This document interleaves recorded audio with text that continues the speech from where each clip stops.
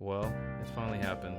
We got the long-awaited trailer for No Way Home, and well, I have some thoughts.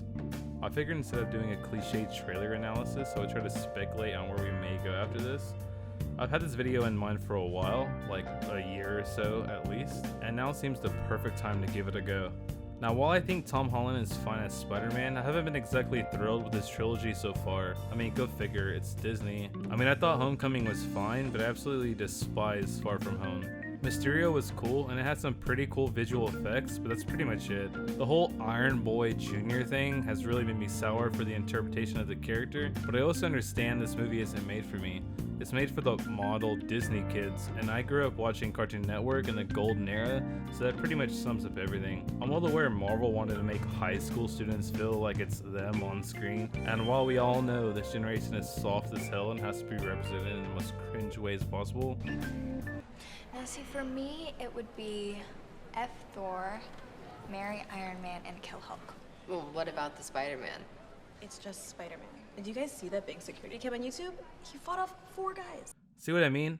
Like, that isn't a Disney movie, believe it or not. They have done much worse though. Maybe it's because when I was in high school, I was smoking myself into a coma and eating handfuls of Xanax while chasing tail with a cup of drink in my hand.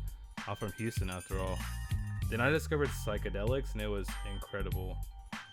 My point is, this is why it does not relate with me. While nowadays kids are much more different, or maybe I was just bad, I don't know. I refuse to accept the latter.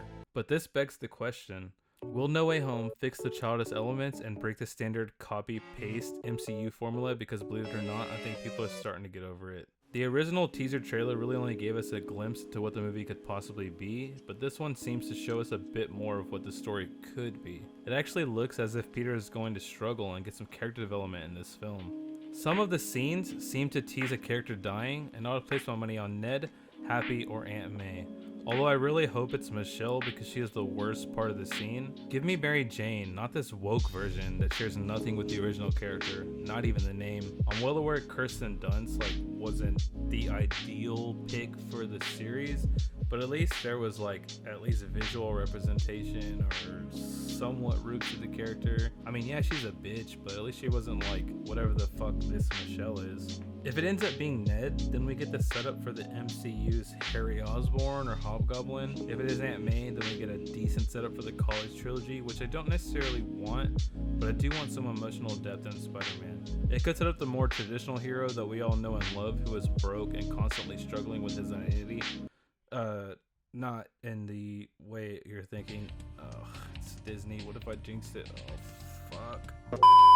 Struggling with his identity between Peter Parker and Spider-Man, wanting to ditch the suit but feeling obligated to be Spider-Man because the comics and even the cartoons have covered this extremely well, and if there was ever a time to give it a go and get out of the happy-go-lucky take on the character, no pun intended, it's after this film. I mean, yeah, they tried to do this in Far From Home, but it just didn't work. Peter was Spider-Man for 2 years or something, and on top of that, he didn't really have any struggle. I mean, you can't have it that hard if you're Iron Man's protege other than living up to big expectations, which they tried to show us, but I feel like it missed the mark. The story just isn't there. I mean, your mentor dies in a worldwide catastrophe, and all you're worried about is spending time with the most uninteresting person in the world, it seems like. I mean, trust me, I understand chasing someone you like at that age, but you're fucking Spider-Man. Spider-Man has always had a lot of them in his life, but Spider-Man was already established at that point, and it wasn't Peter. And here it's just Peter chasing Michelle because high school. I refuse to call her MJ. You would think there would be some aftermath that you could really dive deep into if you wanted to, but it's just brushed over here like nothing happened. I plan to cover these 2 films more in depth after the release of No Way Home to try to get some relevance in the algorithm, but I'm just giving my insight into these issues that I have. Despite all of this, I do have faith in what the MCU's Peter could be. If we pull away all the Avengers stuff, at least for a while, especially since everyone's going to forget Parker as Spider-Man, which by the way, how the fuck does that make sense? Is Strange also going to delete all the videos and news coverage that was worldwide news after Peter was essentially doxxed? These are valid questions that Marvel will likely brush over. I also find it hard to believe that this version of Peter is so dumb to the point to where Peter ruins his spell just by talking and thinking about his friends. That's some grade A writing right there. Do you see what I mean though? Spider-Man needs more depth in this Disney Channel intellect. I'm willing to give it a pass for the high school trilogy, and especially since the nostalgia for this movie will be overwhelming. However, after the fact, I say give it a little longer than usual and give us a college trilogy that's more grounded and aligned with the character. So clearly we're getting a lot of villains here, even though we've heard for years how that rinsed Spider-Man 3 and the Amazing Spider-Man 2, but whatever. Marvel has had so many bad villains that they literally had to pull from other franchises that were made by Sony. That's irony if I ever saw it. All jokes aside though, this is what sold me on being optimistic for this installment. I heard Alfred Molina's Doc Ock was in the film and I was like, My God! Okay, it's happening! Everybody stay calm! What's the procedure, everyone? What's the procedure? Stay calm! Wait. Everybody calm down! we're also getting William Dafoe's Goblin, which is pretty ironic despite the terrible suit. Sandman isn't even making an appearance, which I did not expect. No sign of James Franco's New Goblin or Topher Grace's Venom, but we got most of the big bads from the Raimi trilogy. But that's not all, because we're even getting characters from the Amazing Spider-Man series. The Lizard is making a return, along with Electro. This alone makes the movie a must-watch. It's pretty epic. Then you take into the fact that the other two Spider-Man are in, and it's epic. I'm sold, just on the nostalgia factor alone. Mark my words, everyone is going to see this movie. The return of Andrew Garfield and Tobey Maguire is something comic book fans have been wishing for ever since the original Spider-Verse comics release. And make no mistake, they're in this movie. I know we've all seen it already, but they're edited out of the scene at the Statue of Liberty with all of the villains. I will say though, that scene of Michelle falling would be the perfect introduction to see Andrew in the suit again, since that scene mirrors the way Gwen died. I'm sure Tobey will get an epic introduction also that reminisces a tragic memory from his trilogy. Apparently we're going to be introduced to them as scientists first, which I am actually okay with. This gives Peter another reason to grow and see the world in a different light. The biggest question is though, what have the other Spider-Men been up to? How will they react to the MCU universe? Will they be briefed in some way on the events of the MCU? I really hope we get Garfield being wary of Tony Stark and even the tech Holland has, just like Andrew has always speculated on in interviews. As far as Maguire goes, I really hope he is the one to mention Uncle Ben and get Holland to open up and finally speak on his uncle, because let's face it, the closest thing we have got to Uncle Ben right now was Tony Stark, which is kind of terrible. I know it may seem like I'm dogging Stark a lot right now, but I do love his character in the MCU. I just don't think Peter has to be defined by him. It doesn't help that now he not only has Stark tech, but now he is getting some kind of magic help from Strange for the inside out suit he has on in the trailer. I'm very curious on how all these familiar villains have returned since most of them died. Some of them even redeemed themselves as characters, which makes it even more confusing. It teases that Doc Ock will realize he is not in his own world and help against the Sinister Six in some capacity, which is strange since he's usually one of the leaders of the team, but I guess it makes sense when taking the Raimiverse into consideration.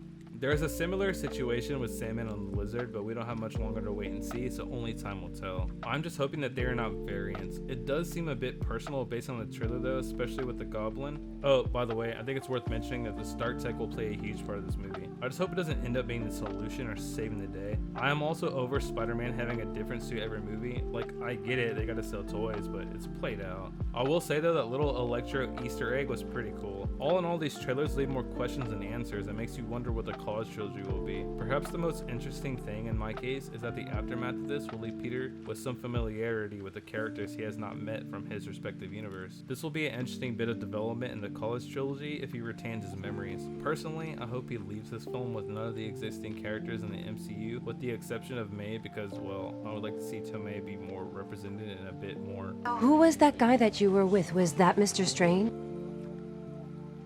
Like, I know Kevin Feige always wanted to see Aunt May realize Peter Parker was Spider-Man, but like, I just don't feel that should be like in the high school era of the character.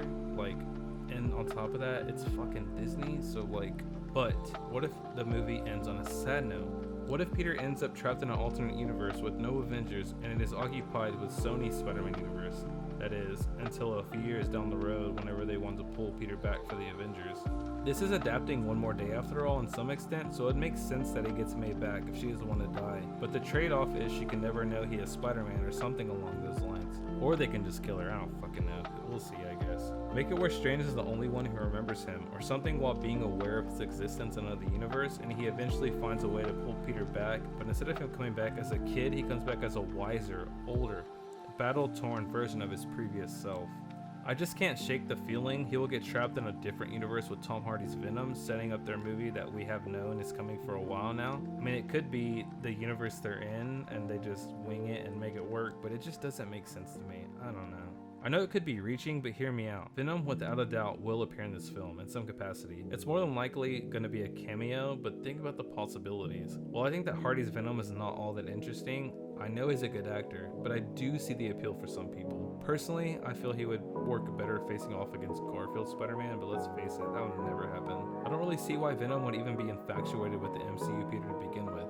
That Venom 2 post-credit scene didn't really do it for me. It makes no sense. Because of pretty much every other interpretation of Spider-Man, Venom is obsessed with him due to the hate of Peter abandoning his symbiote, and Eddie being humiliated by Peter. But for whatever reason, the geniuses at Sony were like, let's do Venom, but like without Spider-Man, which is, then they took a hit a blow and dropped some acid, and like, I love all those things, but like, come on, let's be real. Like, I know money's involved, but fuck. Let it go, let it go, let it go, for another time. Okay.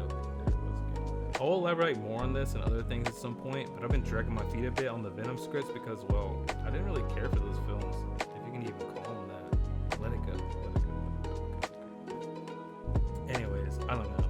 I feel like these are possibilities given that the Morbius trailer seems to be showing elements all pulled in from different universes, so I guess we will know soon enough. Anything can happen at this point, only time will tell. I'm excited, I want to see Toby, I want to see Andrew. What comes after this, where are we going?